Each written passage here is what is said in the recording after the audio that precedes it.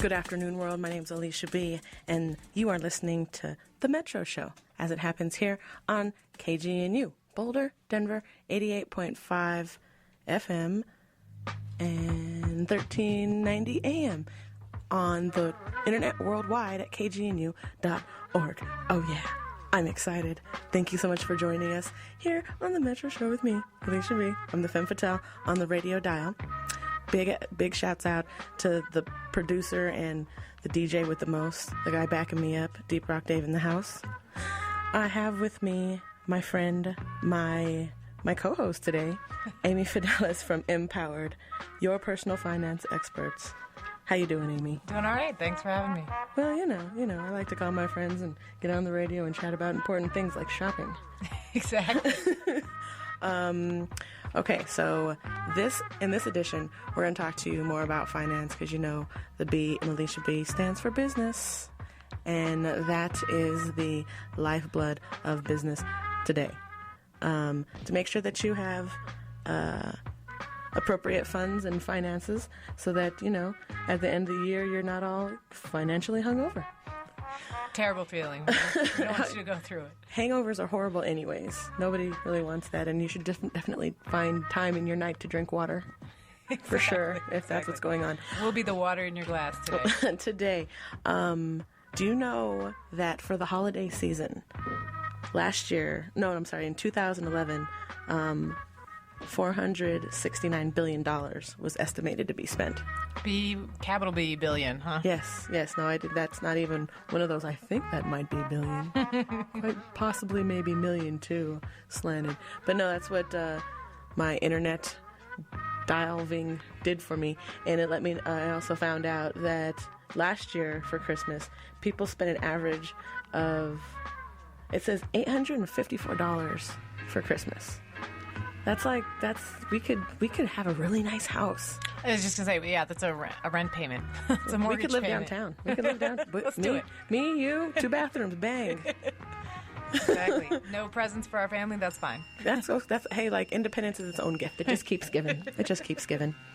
Let me tell you about Black Friday. I learned that Black Friday is not anything to do with anything besides that is when businesses go from being in the red to being in the black. That's an important day for them then. I understand why they celebrate it by shopping. Right. It just makes all the sense.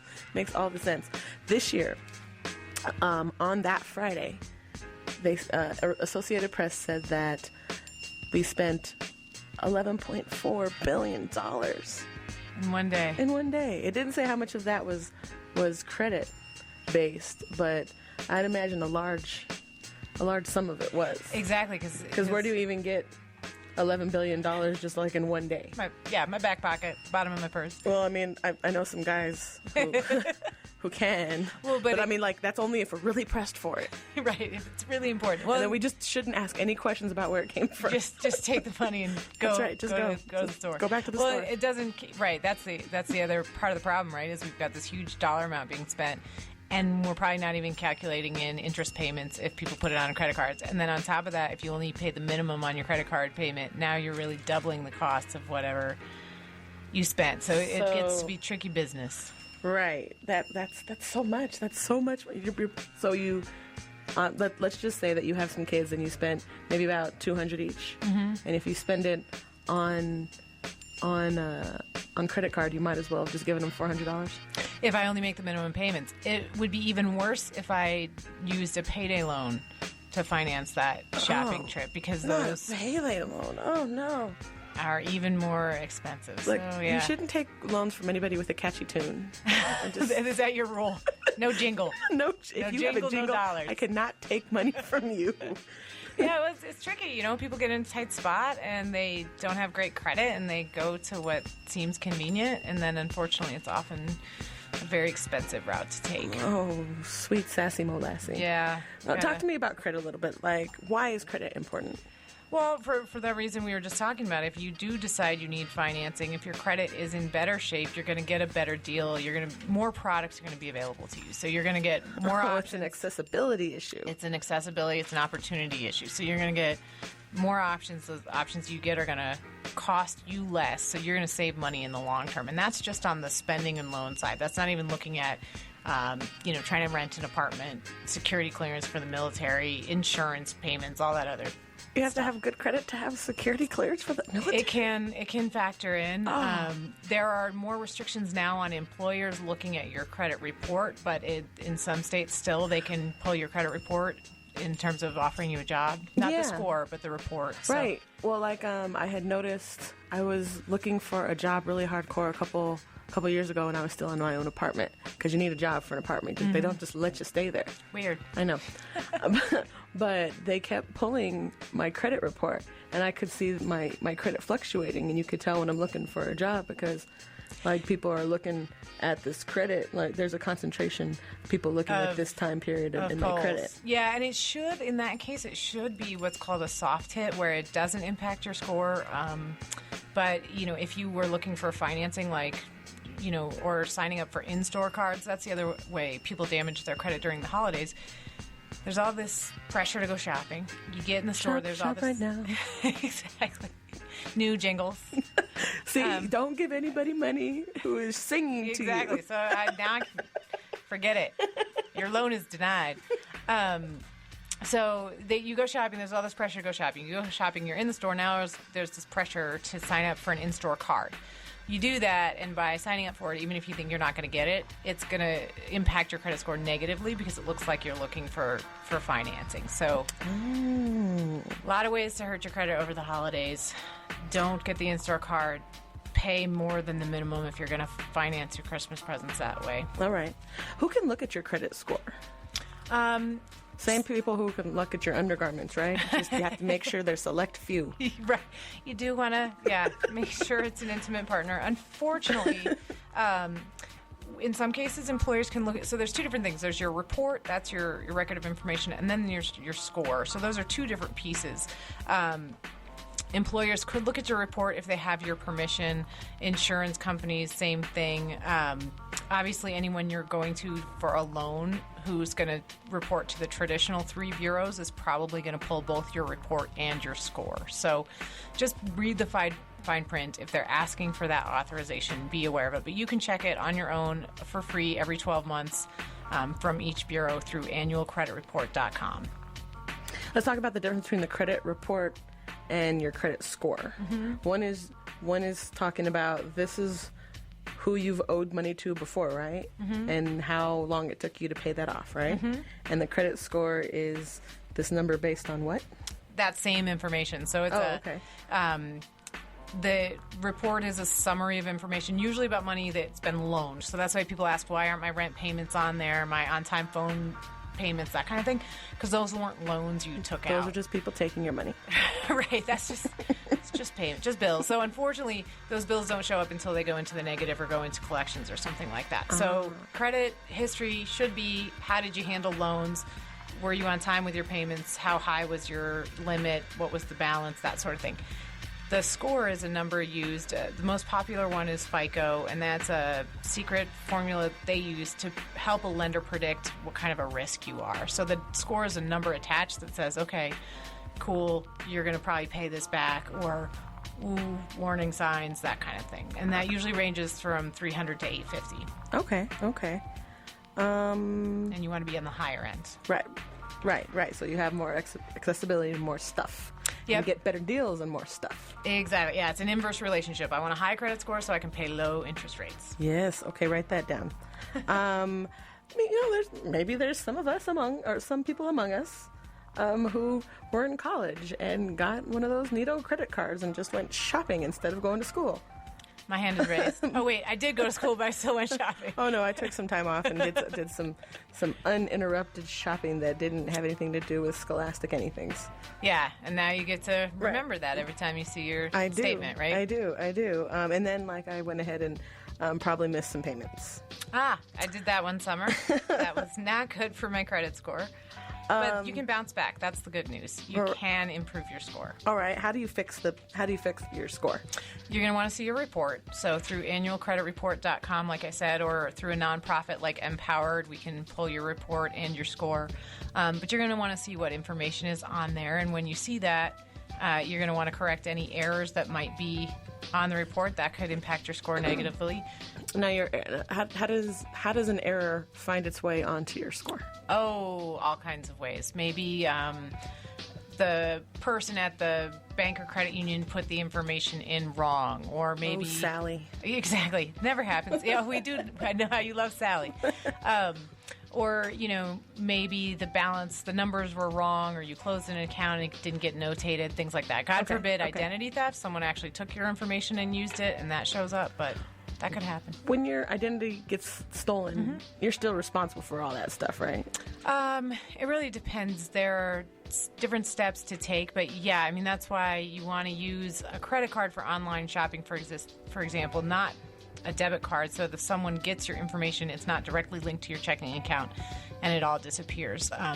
Liability is usually stronger in your favor with a credit card, but no, you need to maybe file a police report, talk to the financial institution, alert the credit bureaus. There's a lot of work that goes into recovering from that. All right. Who should you ask for help if you run into some, like a mistake that you're not able to fix? Well, you're going to want to contact the bureaus and let them know that that mistake is on your report. So that's probably the first place to go. And then they have a certain time period they can go investigate. If it's accurate and verifiable, it's going to stay. So it's really got to be a mistake if you need it removed. And you maybe don't want to do that if you're actively in the process of looking for a home loan. But outside of that, there's the Federal Trade Commission has lots of resources, ftc.gov. In Colorado, we've got, through the Colorado Bureau of Investigation, there's a victim advocate who can help with identity theft issues. A lot of times your financial institution will have resources, and knowing what their fraud limits are and things like that is super important. And then you've got nonprofits like us that work in the financial literacy world, and we've got plenty of resources and information. Fantastic. What do you think is like the most, I know I asked you this last time, but for anybody who's out there who didn't hear, what is the most important personal financial management skill that one could possess? Being organized. Organization. It sounds like it's not relevant or doesn't have anything to do with it, but it's really crucial. Think about, if you don't know where your bills are, how are you going to pay them on time if you don't know when they're due, right? So now I don't pay it on time. Now I get a late fee. Now I couldn't afford that late fee, so now I don't pay another bill. Now I don't pay that bill. Several months goes by. That goes to collections. Now my credit's, going to go down because I've got items on collection. So it's that simple thing of, did I know when my bills were due and could I pay them, that creates this spiral of despair. Exactly.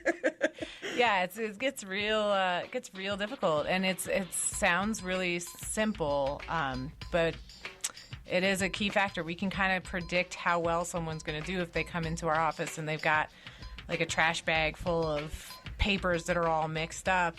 That's an indication that probably things aren't getting paid on time. If they come in with a folder and a system, we can see at least they've got that skill in place, and so moving forward might be a little easier to resolve some of the issues. So I like that. A lot of the things that I've picked up from Mpower have it's real simple things that you don't really think, oh, that's definitely financial. Right, yeah. Like believing that you can get out of debt. Believing that you can make these fantastic personal finance goals and achieve them. Like believing is like the first part. Yeah. And then next, doing. Being organized. Yeah. So you can get all up in there, and that's probably like a sub-step. Doing it, get organized. Yeah, exactly. Yeah, and because that's what we're talking about, right? We're talking about human beings, and we're talking about behavior change. So a lot of times when you look at money or you try to learn about personal finance, it's in this very rational, these are the numbers, this is logical, just go do it, that's fine. Except that as humans, we don't really necessarily operate that way, right? We've got emotions, we've got thoughts, we've got belief systems that may or may not still work for us. We've got perceptions about things, and so we try to work in that human space and say what works for you and what makes sense, right? And usually if someone's not doing something, it's not a lack of willpower or a lack of intelligence or a lack of ability. It's probably the system or the environment that's as much contributing to the problem as, the person themselves. So if you look at it that way, it's a little easier to say, oh, okay, I need a place to put my bills. I need a calendar. Those are things I can do. Right. Fantastic. Well, we have a whole other place I want to move to because we're coming to the end of the year or the beginning of the year, which however you want to half full, half empty glass look at it. It's approaching 2 weeks away. Yeah. You wrote this fantastic blog, and I want to talk about how to prepare for this new year. There's new things like I'm real goal, New Year's Day, New Year's resolution oriented. So we're gonna move into that, but we're gonna take a quick music break. We're gonna let Dave cut it up a second. And my name's Alisha B. You're listening to The Metro Show as it happens. I'm here with Amy Fidelis, and check this out real quick.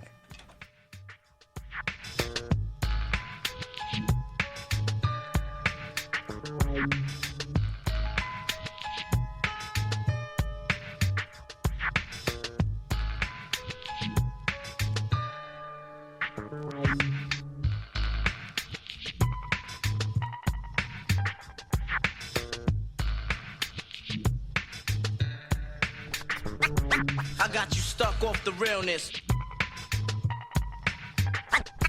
I got you stuck off the realness. I got you stuck off the realness. I got you stuck off the realness. I got you stuck off the realness.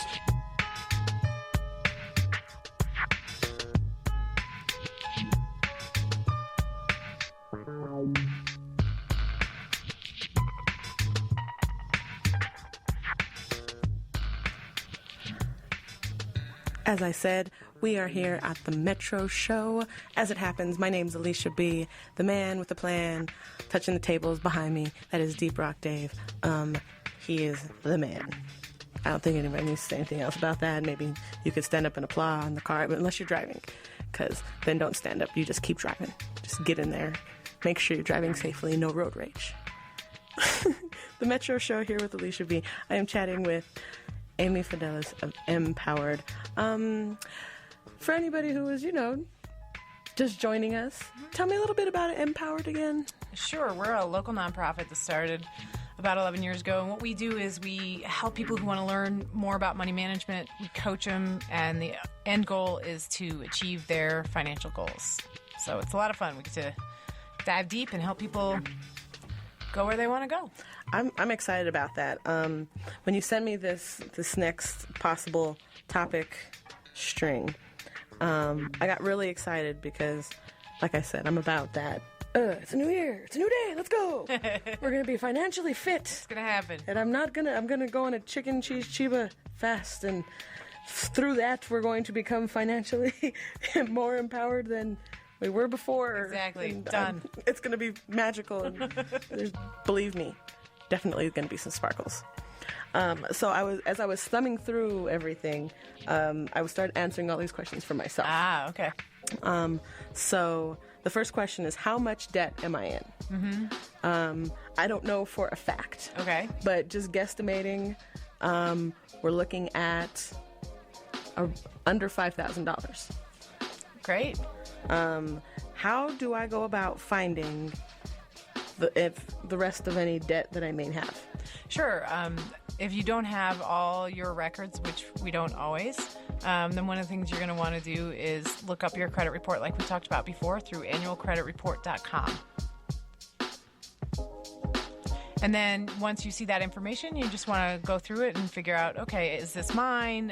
Is this old? Did I pay that off? So sometimes we don't get statements or, things go to collections. We don't know about it. So your credit report's a great source of information. Okay, credit report. I see a theme happening. And at Mpower, yeah, it's pops up a lot. And at Mpower, we can help do that as well. We can pull credit reports and scores and help you analyze that. So. All right.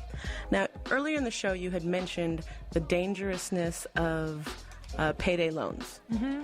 Tell me.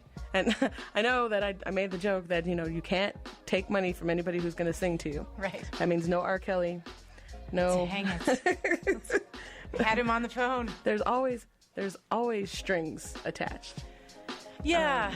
Well, it's a transaction, right? So Right. when you go, what do you need? You need the money, and what does the business need? They need to make a profit or at least cover their risk in the case of a not-for-profit like a credit union. So it's really about knowing who you're doing business with and understanding the terms of the product. And the better your credit is, the more opportunities you have to get different products that cost less. So I understand the argument that says, some loans, convenience loans, payday loans, whatever you want to call them, that say they're filling a gap in the marketplace for people who couldn't otherwise get the loan. But when the rates are extremely high, the terms are difficult, then that's a problem for the consumer. So as the consumer, if I improve my credit, I have the option to get better loans, because that's the other rule. One of the other rules about credit. You need to get it before you're going to need it. When I need it, it's almost too late, right? I want to be like survival items, right? Yeah, exactly. It doesn't do me a lot of good if I don't have my survival pack in my car when I'm parked in the blizzard, right? I want to have the pack already made. That's important. So okay, we're gonna get into this. We're gonna get our credit score, or at least your report. You're gonna Right. at least see the information. and like in my case, I'm a little past that. Oh, we need to have good credit before we need it, because I've used it and abused it and rolled around the dirt with it, and so now we're on the part where I'm on the path to reconstruction, I guess. Sure. Yeah, rebuilding. And so what I need to do is make sure that I have my credit report. You want to? And we clear things off that and see how, and definitely not take any payday loans. And if I'm going to go ahead and get any kind of financing, I need to then make sure I know the terms. Yeah, you want to know the terms. You want to know what the current rates are, so you know if you're getting a good rate or not. And really, credit's a piece of your overall financial life. So what we see on a report is, if you've maxed out your credit cards, that tells us that you're probably not budgeting in a way that's supporting your goals, because you're needing to use your credit cards too often. So the report gives you a couple pieces of information. One is where your debts are and what amounts they are. And then the other piece is, how is this playing in with the rest of your financial life? So in what we were talking about, getting ready for 2013, Right. I start on the deep end with the debts, which we know is no fun, but just because that's where the most problem is, right? Right. And one way to think about it is, throw yourself a rope. So you want to research, you want to gather your information, that's the R. Then you want to organize, like we talked about before. So look at your debts and organize them and figure out who do you owe and when. And then you want to prioritize. Which ones should I pay first? What are the consequences if I don't pay? And then you execute. So that's the E in the rope, is you go do it. You make a plan with that lender, or you pay that bill down, or whatever it is. All right. So are there tax moves that we could be making at the end of the year? Taxes. Yeah, that's another fun place to be. Debts and taxes. Happy holidays, everybody. Let's talk about that. We're going to move right into death next. Well, it's going to be great. And then after that, we're going to be talking about religion. Right. We're going to find all the uncomfortable things and we're just make talk about them. Yeah, we're going to make some inappropriate jokes about them, but then, It's going to be fantastic. Yeah, we got all your holiday party topics right here. But diving into that. So invite your mother-in-law. By all means, bring family and a new date, maybe, just to keep it awkward. So we're gonna. One of the reasons, though, is you want to look at that. There are some deadlines coming up. We are not CPAs at Empowered, but we are coaches, so we kind of look at all the angles and say, okay, what track are you going to take, and do you have the resources to do that? So I would want you to talk to a CPA about your personal tax situation or your tax planner. But one of the things we do know generally in the community is it's coming up on 12/31. That means it's the end of the deadline for giving charitable contributions. And when you give money to an approved 501c3 charity like Empowered or KGNU, shameless plugs, exactly.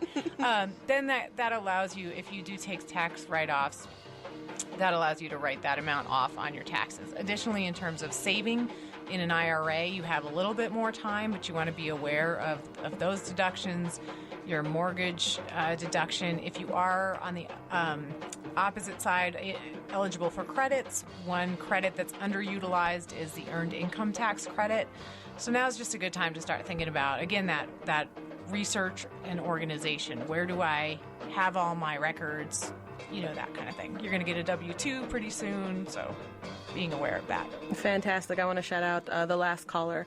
They wanted to know who to call and who to contact for a consultation with Mpower. Oh, I love that question. So if you want to come on down to your local nonprofit, you can give us a call at 303-233-2773. I also want to give a shout out to our financial empowerment centers that we operate with the city and county of Denver. Those are free service sites all around the city. So if you call our main number, we can get you connected either way. Or visit us on the web at empoweredcolorado.org. And we spell empowered without the E. It's just M as in money. empoweredcolorado.org. I really enjoy the Mpower website because not only is it just a plethora of information, but the mission is really clear. And I always want to feel better about my money because I'm all like, oh my gosh, is it the first of the month? Is it time for paying bills? Oh my gosh, why? I don't want to do it.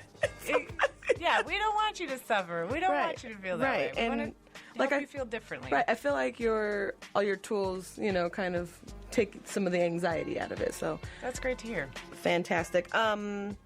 You wrote this fantastic blog that we can find on the Mpower website if we need more information. I'd like to, within the last 4 minutes, I'd like to go ahead and talk a little bit about that. There's 6 tips. Mm-hmm. It's real quick, real fast, and really concise. You did a fantastic job. Oh, thank you. The first one is, which we talked about, don't apply for stored credit cards. And just to recap, right, you don't want to do that because even if you don't get the credit, you do hurt your credit score by applying for new credit. So it's not worth the discount. You're going to end up paying a higher interest rate.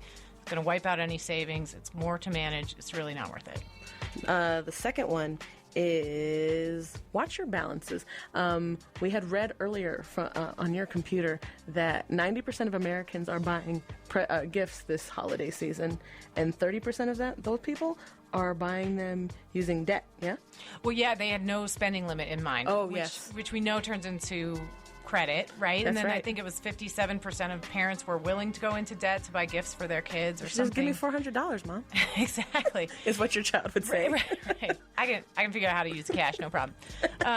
So yeah, that's a problem. And if you are going to use debt, we recommend a couple things. One is please pay the balance in full if you can. If you can't, at least pay more than the minimum. Like we talked about earlier, if you only pay the minimum, it ends up doubling the price of what you bought. So right. And that kind of covers the third one. If you carry a balance, make sure to pay more. And one of the reasons is part of your credit score is based on how much of a balance you carry compared to the limit on your card. So you want to keep your balance under 30% so that it doesn't look like you're maxing out. That definitely will drive your score down. All right. Number 4, don't take a payday loan or a pawn shop loan.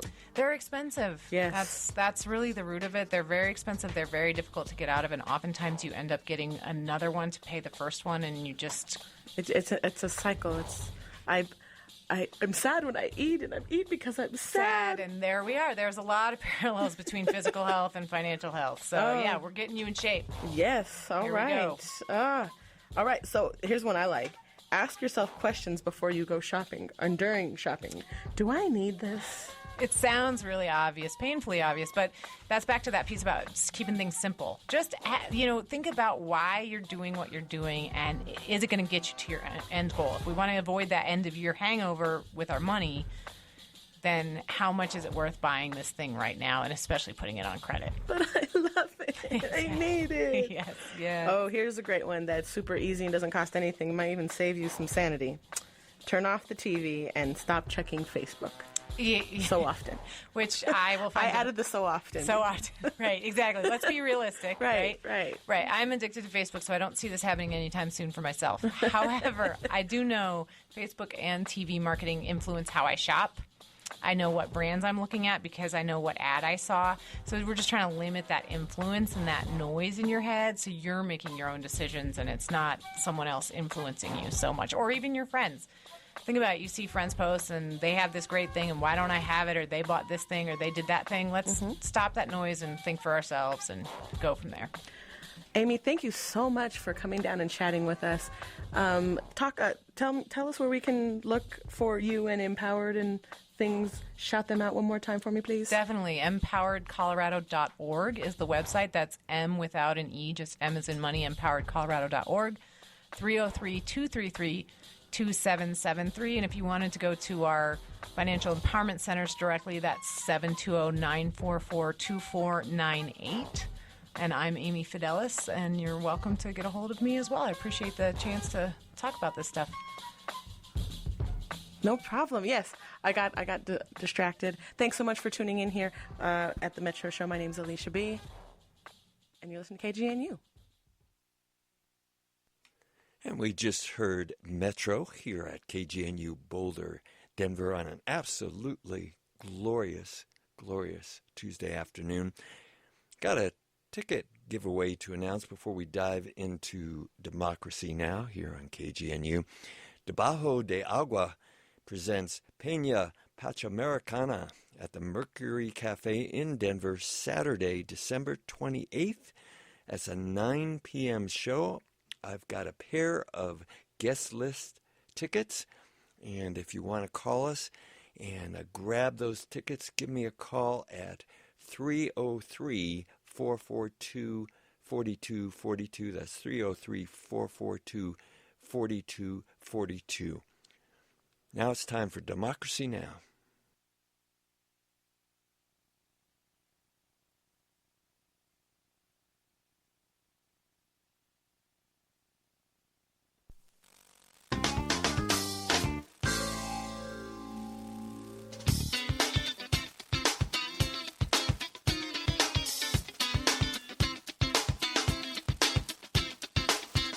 From Pacifica, this is Democracy Now!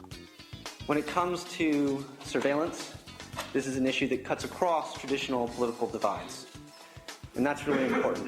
There may not be a whole lot of issues that me and my Cato Institute allies on these issues agree on, but this is one of them. And that's really important because it shifts a lot of the dynamics. Almost Orwellian. That's what a Bush-appointed federal judge has said about the National Security Agency's daily collection of virtually all Americans' phone records. And he said the NSA's actions are likely unconstitutional. We'll speak with Sasha Meinrath, an advisor to the Obama's NSA review panel, which wants to leave the NSA's controversial bulk spying intact. Then, the selling of attention deficit disorder. If you look at the preponderance of ADD in North America now, and the 3 million of kids in the states that are on stimulant medication, and the 500,000 who are on antipsychotics, what they're really exhibiting is the effects of extreme stress, increasing stress in our society, on the parenting environment. As the number of ADD diagnoses soar amidst a 20-year drug marketing campaign, we'll speak with Dr. Gabor Mate, New York Times reporter Alan Schwartz, and Jamison Monroe, who was addicted to ADD prescription drugs as a teenager and went on to found the Newport Academy Treatment Center for Teens. All that and more coming up. Welcome to Democracy Now!, democracynow.org, the War and Peace Report. I'm Amy Goodman. A federal judge has struck a historic blow to the National Security Agency's bulk collection of phone records. On Monday, U.S. District Judge Richard Leon ruled the program almost certainly violates the Fourth Amendment of the Constitution.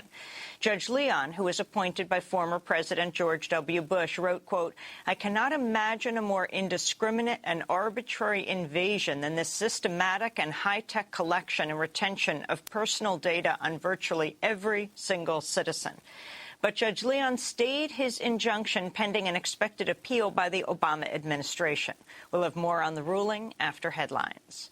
More than 70 people died in a wave of attacks across Iraq Monday, many of them Shia, preparing for an annual pilgrimage. In Baghdad, twin car bombs killed 25 Shiites. The second blast happened as people rushed to the aid of the first round of victims. Another dozen Shiites en route to Baghdad from the city of Mosul were pulled from their bus and shot dead. It was Iraq's bloodiest day in nearly 2 months. Yemen's parliament has called for banning U.S. drone attacks just days after the deadliest U.S. strike there this year. Thursday's attack on a procession traveling to a wedding reportedly killed 17 people, most of them civilians. The death sparked mass protests as family members demanded compensation and an apology. In a largely symbolic move Sunday, members of parliament voted nearly unanimously to end U.S. strikes. After the series of tragedies caused by drones, parliament members from all parties believe that the drones are putting the nations into an extremely dangerous situation, and it is time to put an end to this. Such votes by Yemen's parliament are not binding and can be rejected